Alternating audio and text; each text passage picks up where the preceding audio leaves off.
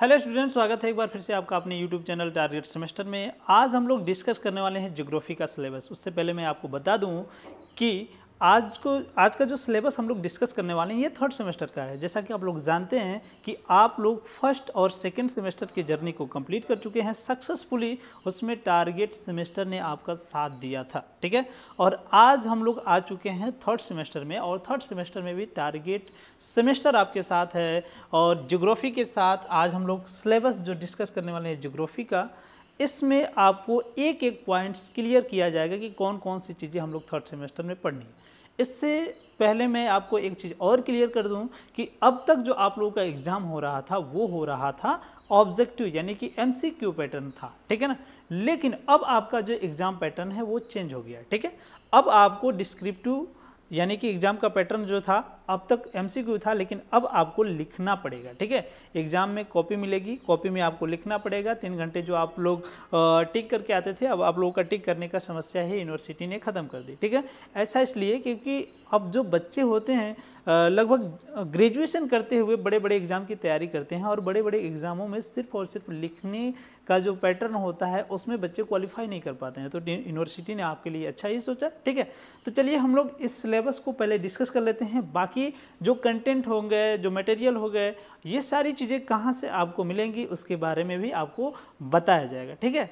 इससे पहले हम लोग यहाँ पे डिस्कस कर लेते हैं जो सिलेबस है। सिलेबस कोर्स कोड में पहले आपको बता दूं कि जो आपका जियो कोर्स कोड है 201 है, ठीक है ना। यानी कि 201 जो आपका सेमेस्टर थर्ड सेमेस्टर है, इसका पहला पेपर है। और इसमें आप लोग देख सकते हैं 4 यूनिट है, 1 2 3 4 4 यूनिट है, ठीक है। और चारों यूनिट में कौन कौन सी चीज़ें हम लोग को पढ़नी है उसके बारे में एक एक करके हम लोग डिस्कस करेंगे। फिर दूसरे पेपर में कौन कौन सी चीज़ें हम लोग को पढ़नी है उसके बारे में भी डिस्कस करेंगे। लेकिन यहाँ पे आप लोग देख सकते हैं पाठ्यक्रम का जो शीर्षक है, यानी जो कोर्स टाइटल है वो है आपका environment, disaster management and climate change. Hindi में बात करें तो पर्यावरण, आपदा प्रबंधन और जलवायु परिवर्तन, ठीक है ना। तो ये हमारा शीर्षक है, ठीक है। उसके बाद उसके अंदर जो टॉपिक्स है उसको भी हम लोग एक एक करके डिस्कस करेंगे। जैसा कि आप लोग देख पा रहे हैं जो यूनिट फर्स्ट है, यूनिट फर्स्ट में ये जो यूनिट फर्स्ट है, यूनिट फर्स्ट में आप लोग देख सकते हैं इन्वायरमेंट है यानी पर्यावरण है। कॉन्सेप्ट एंड कंपोनेंट्स, हिंदी में बात करें तो संकल्पना और घटक, यानी कि जो इसके कंपोनेंट्स हैं, घटक हैं, और जो इसकी संकल्पना है इसके बारे में हम लोग पढ़ेंगे। संकल्पना का मतलब कि किस तरीके से इन्वायरमेंट बना, कौन कौन से प्रोसेस हुए होंगे, आखिर ये इन्वायरमेंट का ओरिजिन कैसे हुआ होगा, क्या इन्वायरमेंट समाप्त भी हो सकता है, या फिर इन्वायरमेंट में कौन कौन सी चीज़ें शामिल हैं, ठीक है। इन सभी चीज़ों को एक एक करके हम लोग पढ़ेंगे। उसके बाद ये जो कंपोनेंट्स यानी कि इनके जो घटक हैं, यानी कौन कौन सी ऐसी चीज़ है जो मिल करके इन्वायरमेंट का निर्माण करने का कार्य कर रही है, इसके बारे में हम लोग पढ़ा जाएगा, ठीक है ना। उसके बाद हम लोग बात करते हैं पारिस्थितिकीय तंत्र, इंग्लिश में इकोसिस्टम। इकोसिस्टम जो होता है ये किस तरीके से बना, इकोसिस्टम को बनाने वाले एलिमेंट्स कौन कौन से हैं, तत्व कौन कौन से हैं, जो कंपोनेंट्स हम लोग कह सकते हैं यानी कि घटक कौन कौन से हैं, इसके बारे में भी एक एक करके पढ़ा जाएगा। क्या घटक का नेगेटिव इफेक्ट पड़ता है, क्या घटक का पॉजिटिव इफेक्ट पड़ता है, इन सारी चीज़ों को हम लोग देखा जाएगा, क्योंकि ये कहीं ना कहीं हमारे अर्थ से रिलेटेड है, हमारी पृथ्वी से रिलेटेड ही है, ठीक है ना। उसके बाद हम लोग बात करेंगे अवधारणाएं, प्रकार और घटक, और ट्रॉफिक स्तर और ऊर्जा प्रवाह, जैव भू रासायनिक चक्र की अवधारणा। इंग्लिश में अगर हम लोग बात करें तो इसका कॉन्सेप्ट, टाइप्स, कंपोनेंट्स और ट्रॉफिक लेवल एंड फ्लो, और concept of the bio geochemical cycle, ठीक है ना। बायो जियोकेमिकल साइकिल को भी हम लोग पढ़ेंगे, क्योंकि हम लोग जानते हैं कि हमारा जो अर्थ है ये पूरी तरीके से किस पे डिपेंड है, ये पूरी तरीके से केमिकली तत्व यानी कि जो केमिकल एलिमेंट्स हैं उन पे डिपेंड है। हमारे पृथ्वी पे बहुत सारे ऐसे केमिकल्स हैं जो ह्यूमन को, या फिर कह सकते हैं जो एनिमल्स हैं, ठीक है, उनको जिंदा रहने के लिए सहायता करते हैं। कहीं ना कहीं जो आपका पेड़ पौधे हैं, जो वनस्पतियाँ हैं, उनको भी जिंदा रहने के लिए ये हितकारी हैं, या फिर हम लोग कह सकते हैं कि सहायता करती हैं, ठीक है। तो पहले यूनिट में हम इतनी चीज़ों को पढ़ेंगे, पहले यूनिट में हम इतनी चीज़ों को पढ़ेंगे। उसके बाद हम लोग बात करते हैं यूनिट सेकेंड में, ठीक है। यूनिट सेकेंड क्या है, यूनिट सेकेंड में दिया है एनवायरमेंटल, और इसमें है डिग्रेडेशंस, causes of consequence of the deforestation और soil erosion, population, air and water pollutions, ठीक है ना। ये सारे अलग अलग टॉपिक है, ठीक है ना, जैसे क्योजेज हो गया और कॉन्सिक्वेंसेस हो गया आपका, उसके बाद डिफॉरेस्टेशन हो गया, सॉइल इरोजन हो गया, पॉपुलेशन हो गया। ये अपने आप में एक ब्रॉड टॉपिक है, ठीक है ना, ये अपने आप में क्या है, एक ब्रॉड टॉपिक है। इसके अलग अलग प्रकार से अलग अलग इफेक्ट होंगे, इसके कुछ फायदे भी होंगे, इसके कुछ नुकसान भी होंगे, इसके कुछ एक दूसरे से जो कह सकते हैं कि एक दूसरे से कहीं ना कहीं ओवरलैप करेंगे, यानी कि एक दूसरे का हेल्प करेंगे, या फिर एक दूसरे को एक तरीके से तोड़ने मरोड़ने का भी काम करेंगे, या फिर उसको एक तरीके से डिजास्टर कह सकते हैं हम लोग, उसको भी करने का कार्य करेंगे, ठीक है ना। जैसे वातावरण संबंधी मानभंग, वनों की कटाई, मृदा अपरदन के कारण परिणाम, प्रदूषण, वायु एवं जल प्रदूषण, ठीक है ना। ये जितने भी प्रकार के टॉपिक्स हैं, ठीक है ना, जैसे कि हम लोग देख सकते हैं भंग, वनों की कटाई। अब वनों की कटाई की बात करें तो जैसे वन कट रहे हैं तो वन की कटाई से इन्वायरमेंट पे क्या इफेक्ट पड़ रहा है। अभी आप लोग जानते हैं कि पृथ्वी पे बहुत सारा वन था, ठीक है, किसी भी पृथ्वी पे मान के चलिए कि 100% अगर वो एरिया कवर करता है तो यहाँ पे 33% वन होना अनिवार्य है, यहाँ का जो इन्वायरमेंट है उसको संतुलित स्थापित करने के लिए, बैलेंस करने के लिए। लेकिन आज की डेट में कटाई बहुत ज़्यादा हो रही है, इसलिए हम लोगों को वनों की कटाई के बारे में चिंता करने की ज़रूरत है और इसके बारे में पढ़ने की ज़रूरत है, और कैसे हम लोग फिर से रिकवर करेंगे इसकी भी ज़रूरत है। उसके बाद मृदा अपरदन। मृदा अपरदन क्या है, मृदा अपरदन के क्या कारण हैं, मृदा अपरदन से क्या हानियां हैं, क्या घाटे हैं, या फिर मृदा अपरदन से क्या फायदा है, इन सारी चीज़ों को हम लोग पढ़ेंगे, ठीक है ना। उसके बाद बात करते हैं ये जो कारण है, उसके बाद इसके परिणाम की भी बात करेंगे। उसके बाद प्रदूषण, वायु एवं जल प्रदूषण, खास करके जो एयर पोल्यूशन है, एयर पोल्यूशन आज वर्तमान समय में बहुत ज़्यादा एक बहुत बड़ी समस्या के रूप में उभर के आया है। और जो जल प्रदूषण है, यानी कि जो वाटर पोल्यूशन है, ये भी हमारे लिए बहुत बड़ी समस्या है।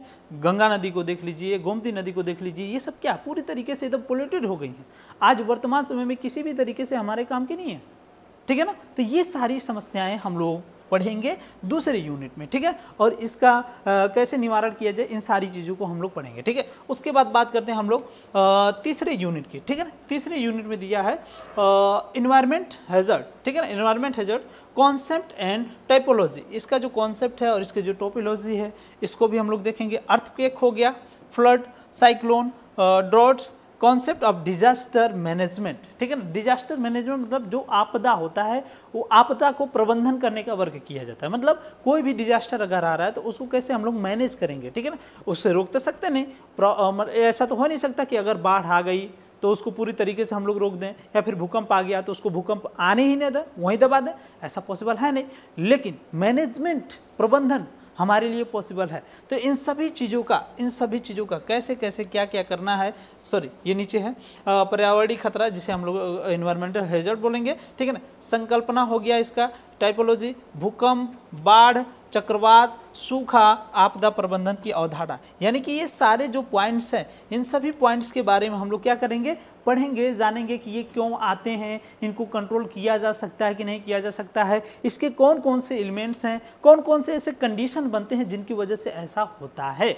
जैसे ज्वालामुखी आने के क्या कंडीशन है, भूकंप आने के क्या कंडीशन है, क्यों ऐसा होता है, ठीक है। तो इन सारी चीज़ों के बारे में हम लोग पढ़ेंगे। क्या हम ही जिम्मेदार हैं, क्या मानव इसके लिए जिम्मेदार है, या फिर प्रकृति खुद अपने हिसाब से ये सब वर्क करती है, ठीक है ना। तो इसके बारे में हम लोग पढ़ा जाएगा यूनिट नंबर 3 में, ठीक है ना, यानी कि GO 201 और यूनिट नंबर 3, ठीक है। चलिए आगे बढ़ जाते हैं। अगला जो पॉइंट्स है इसमें हम लोग देख सकते हैं क्लाइमेट चेंज हो गया, ग्रीन हाउस इफेक्ट हो गया, ग्लोबल वार्मिंग और ओजोन डिप्लेशन हो गया, ठीक है ना। अब यहाँ पे देखिए जलवायु परिवर्तन, ग्रीन हाउस प्रभाव, ग्लोबल वार्मिंग, ओजोन रिक्तीकरण, ठीक है ना। ये सब के सब कहीं ना कहीं हमारे लिए समस्या हैं, ये सब के सब कहीं ना कहीं हमारे लिए समस्याएं हैं। क्यों समस्याएं हैं? जलवायु परिवर्तन हो रहा है, जलवायु परिवर्तन हो रहा है तो कई प्रकार के ऐसे जीव हैं, कई प्रकार के ऐसे लिविंग थिंग्स हैं जो पूरी तरीके से उस क्लाइमेट में अपने आप को डिजॉल्व नहीं कर पा रहे हैं, या फिर कहें कि अपने आप को फिट नहीं बैठा पा रहे हैं, जिनकी वजह से उनकी जो प्रजाति है वो समाप्त हो जा रही है। तो ये भी कहीं ना कहीं हमारे लिए समस्या है। इसके जो सोल्यूशन है उसको भी पढ़ा जाएगा। जलवायु परिवर्तन को कैसे रोका जा सकता है, या फिर हम क्या जो पृथ्वी पर जितने लोग रहने वाले हैं क्या वही लोग रख सकते हैं, या फिर ये प्रकृति खुद एक ऐसे साइकिल को चला रही है जिसे रुका नहीं जा सकता है, ठीक है। जैसे आपका वाटर साइकिल हो गया, वाटर साइकिल को नहीं रोका जा सकता, कतई नहीं रोका जा सकता, ठीक है ना। तो हो सकता है कि ये जो प्रकृति है अपने हिसाब से कुछ वर्क कर रही हो जिसे रोका नहीं जा सकता, या फिर क्या इसमें हम किसी प्रकार का संशोधन वर्क कर सकते हैं, इसके बारे में भी हम लोग पढ़ा जाएगा, ठीक है। ग्रीन हाउस इफेक्ट क्या होता है, ये क्या होता है, कैसे वर्क करता है, हमारे लिए ज़रूरी है कि नहीं है, इसके बारे में हम लोग पढ़ेंगे, ठीक है। उसके बाद ग्लोबल वार्मिंग हो गया, और यहाँ पे देखिए ये जो ओजोन रिक्तीकरण है, ओजोन रिक्तीकरण बहुत ही इंपॉर्टेंट है, बहुत ही इंपॉर्टेंट है, ठीक है ना। तो इसके बारे में भी हम लोग पढ़ा जाएगा, ठीक है। तो ये है आपका GEO 201 यानी कि पर्यावरण आपदा प्रबंधन जलवायु परिवर्तन में 4 यूनिट है। चारों यूनिट को हम लोग अपने अपने हिसाब से, यानी कि जो एग्जाम में क्वेश्चन जिस तरीके से आते हैं, चूँकि अभी तो प्रीवियस ईयर पे क्वेश्चन हम लोग को मिलेगा नहीं, कारण क्या है कि अब तक जो पैटर्न था MCQ था, इसके पहले ईयरली था, ठीक है ना। तो कोशिश ये किया जाएगा कि जो ईयरली जो डिस्क्रिप्टिव एग्जाम हो रहा था उसमें किस तरीके के एग्जाम पूछे जाते थे या फिर किस तरीके के एग्जाम पूछे जाएंगे उसके बारे में, तो उससे रिलेटेड हम लोग जो प्रीवियस ईयर क्वेश्चन है उसके अकॉर्डिंग आगे के जो क्वेश्चन होंगे उसको सॉल्व किया जाएगा, उसके अकॉर्डिंग ही आप लोगों का पढ़ाई कराया जाएगा, ठीक है। चलिए आगे देख लेते हैं जो GEO 202 है, इसका कोर्स टाइटल देख लेते हैं। पाठ्यक्रम का जो शीर्षक है वो है स्टैटिकल्स टेक्निक्स इन ज्योग्राफी, यानी कि भूगोल में सांख्यिकी तकनीकें, ठीक है ना। अब देखिए ये क्या भूमिका निभाती हैं। अब मान के चलिए कि अगर हम लोग एक पॉइंट ले लेते हैं, जैसे अर्थक्वेक ले लेते हैं, भूकंप ले लेते हैं, तो ऐसा तो है नहीं कि जहाँ पे आएगा भूकंप तो जहाँ पे उसका जो एक तरीके से कह सकते हैं मेन पॉइंट होगा, जो मेन पॉइंट होगा, तो ऐसा तो है नहीं कि वहाँ पे कम आएगा और जगहों पे ज़्यादा आएगा। अगर भूकंप जहाँ से निकलता है तो जहाँ से निकलता है वहाँ से जब दूर दूर तक उसकी क्या जाती हैं, जो तरंगे होती हैं, जो उसका लेयर्स होता है, वो जब जाता है तो कहीं ना कहीं दूर तक जाने पर उसका इफेक्ट कम हो जाता है। लेकिन जहाँ पे भूकंप आता है वहीं पे बहुत ज़्यादा इफेक्ट दिखाता है, ठीक है ना।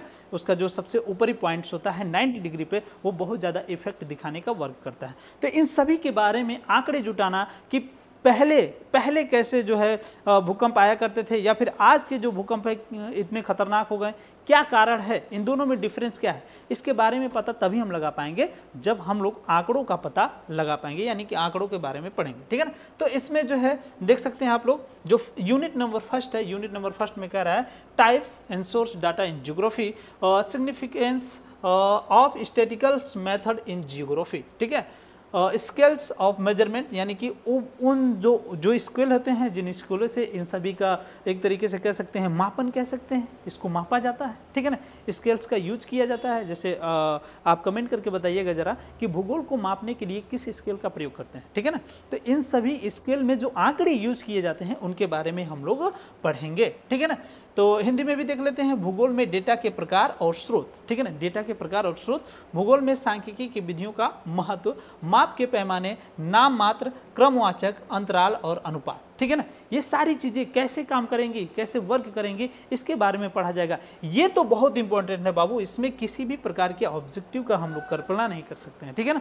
इसमें जो है हम लोगों को पूरा डिस्क्रिप्टिव एक आंकड़ा लेकर के चलना पड़ेगा, उस आंकड़े के अकॉर्डिंग। जैसे अगर हम लोग 10 सालों का एक आंकड़ा किसी भी चीज़ के बारे में तैयार कर लें तो कहीं ना कहीं हम पता लगा पाएंगे कि आने वाला जो इफेक्ट होगा किस तरीके का होगा, कहाँ होगा, कैसा होगा, ठीक है ना। तो ये आइडिया लगा सकते हैं, ठीक है। तो वही काम करता है ज्योग्राफी में जब हम लोग पढ़ते हैं स्टैटिकल टेक्निक, ठीक है ना। स्टैटिकल टेक्निक यानी कि जो सांख्यिकी तकनीकें हैं, जब हम लोग पढ़ेंगे तो इस तरीके से किसी भी प्रकार के आने वाले जो इफेक्ट होते हैं उसके मैनेजमेंट को, उसके प्रबंधन को बढ़िया तरीके से हम लोग फॉलो कर सकते हैं, और उसको ख़त्म तो नहीं कर सकते लेकिन उसका प्रबंधन कर सकते हैं, कम से कम नुकसान हो ऐसा हम लोग प्रबंधन दिखा सकते हैं, ठीक है। उसके बाद हम लोग बात करेंगे यूनिट नंबर 2 में, ठीक है ना। इसमें है tabulations and illustration, frequency distributions table, cross tabulation and graphical presentation. Graphical presentation का मतलब, जैसे एक आंकड़ा हम लेते हैं, ज्योग्राफिकल प्रेजेंटेशन का ये ग्राफिकल प्रेजेंटेशन, जैसे हम लोग ग्राफ बनाते हैं, इस तरीके से ग्राफ बनाते हैं, ठीक है।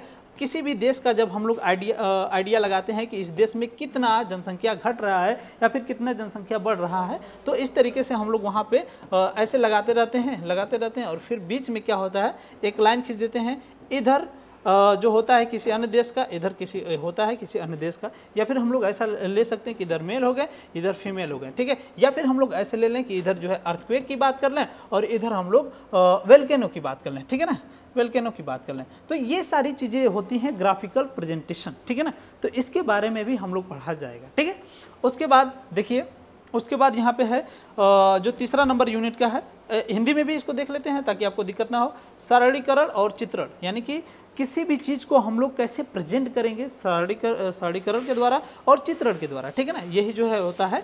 और उसके बाद देखिए आवृत्ति वितरण की तालिका, क्रॉस सरलीकरण, ग्राफिकल डेटा की प्रस्तुति, हिस्टोग्राम, आवृत्ति चक्र, आवृत्ति वर्क और संचयी आवृत्ति वर्क, ये सब के सब जो है क्या होते हैं, एक प्रकार के ग्राफिकल प्रेजेंटेशन होते हैं, ठीक है ना। तो इन ग्राफिकल प्रेजेंटेशन में जो सबसे महत्वपूर्ण भूमिका निभाता है वो निभाता है डाटा, आंकड़ा, ठीक है ना। तो इसको भी हम लोग यूनिट नंबर 2 में देखा जाएगा, ठीक है।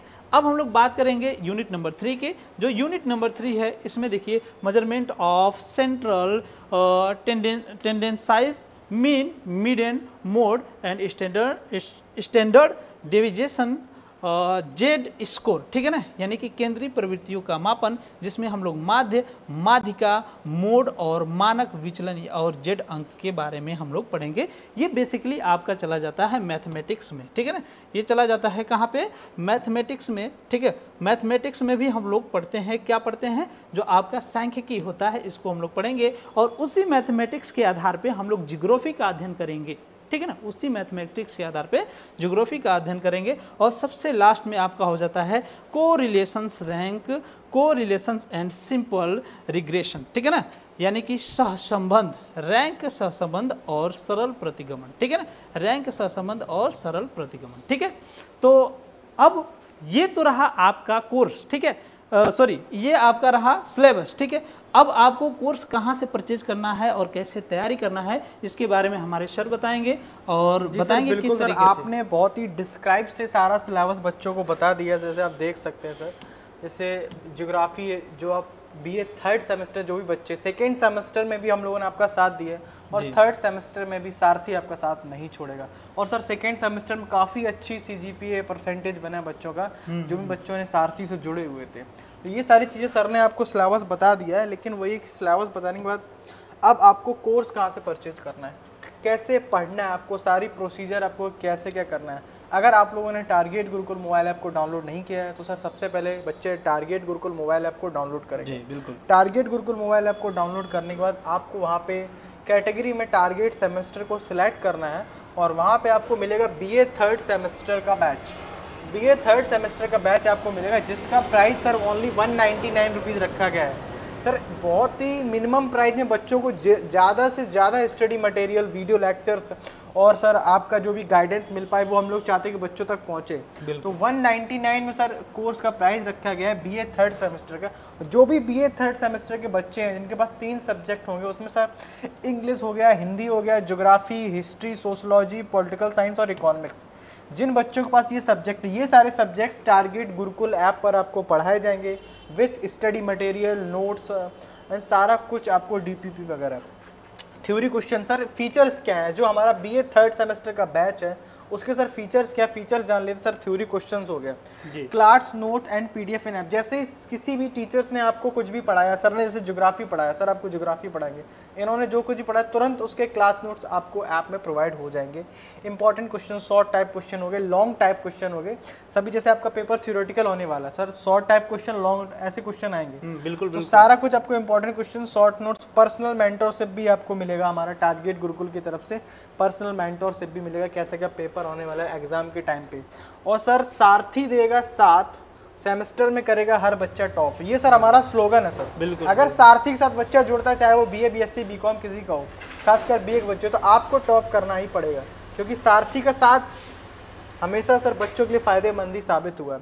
और एक चीज़ सर हम लोग आपको बोलना चाहेंगे, जैसे 15 अगस्त आने वाली है, तो 15 अगस्त तक हम लोगों ने ऑफर रखा है। कोर्स का प्राइस 199 है, लेकिन 15 अगस्त स्वतंत्रता दिवस के दिन तक, 15 अगस्त की रात 12 बजे तक आप गुरुकुल 10 जो कूपन कोड अगर ये अप्लाई करेंगे तो आपको 10% का ऑफ मिलेगा। गुरुकुल 10 अगर आप कूपन कोड अप्लाई करते हैं टारगेट सेमेस्टर पे, बीए थर्ड सेमेस्टर का बैच एनरोल करते हैं तो आपको 10% ऑफ मिलेगा।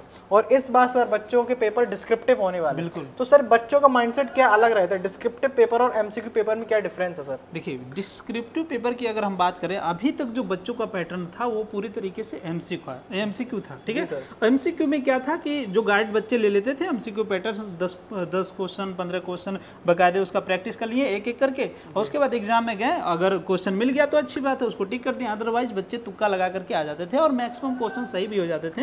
क्योंकि अगर हम माइनस मार्किंग नहीं होता है तो क्या होता है कि हम लोग बिना टेंशन का टिक करके आ जाते हैं, और अगर इधर उधर से कहीं मौका मिल जाए दाएं बाएं तो वो भी कर लेते हैं, तो कहीं ना कहीं वहाँ काम चल जाता था। लेकिन यहाँ पे अगर आपको दाएं बाएं करने का मिले भी, तब जब तक आप उसमें देखेंगे तब तक बच्चा पेज पलट देगा। जी सर, डिस्क्रिप्टिव पेपर सर एक बेनिफिट है क्योंकि आपको पूरा पढ़ना पड़ेगा सर। बिल्कुल बिल्कुल, ज्योग्राफी पूरा पढ़ना, कोई भी सब्जेक्ट हो, डिस्क्रिप्टिव पेपर आपको, आप अगर आगे ग्रेजुएशन के बाद किसी भी कॉम्पिटिटिव एग्जाम में बैठते हैं, जिस भी बच्चे ने डिस्क्रिप्टिव आराम से पढ़ा और पूरा बुक पढ़ा उसको सर आगे दिक्कत नहीं होती। जो भी बच्चा सर एमसीक्यू देता है एग्जाम और उसको ज्यादा दिक्कत फेस करना पड़ता है। बिल्कुल बिल्कुल, तो बिल्कुल भी टेंशन मत लीजिए, आप सारथी आ गए आप लोगों का साथ देने।